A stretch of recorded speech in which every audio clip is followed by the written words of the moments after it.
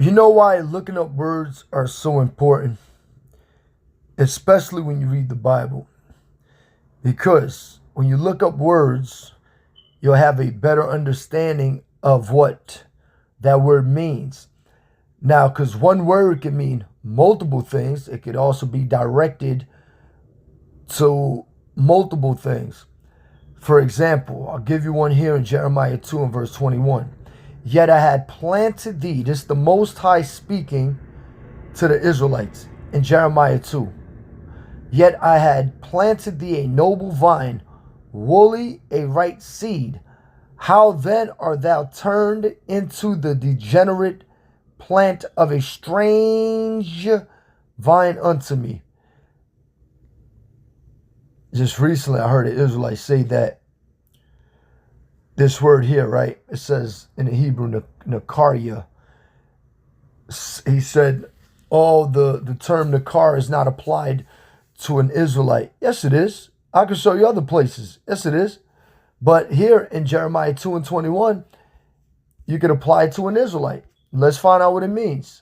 To be foreign, an alien. Because if you read the whole chapter of Jeremiah 2, it's talking about how the Israelites worshipped idols and they committed evils against the Most High, and they turned their backs on the Most High, and they were worshiping idols.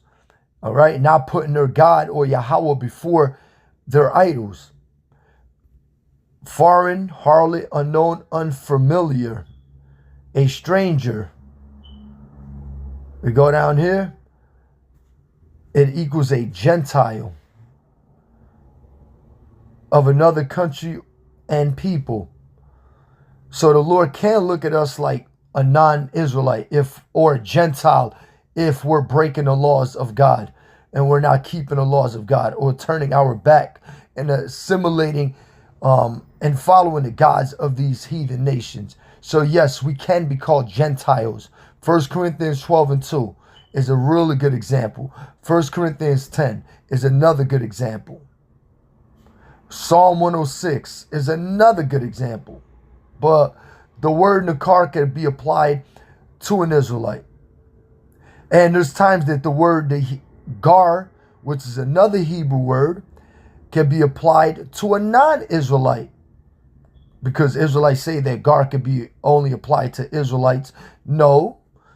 I can show you one in Deuteronomy 28 that the word for gar there is applied, well, in that specific chapter is applied to a non-Israelite.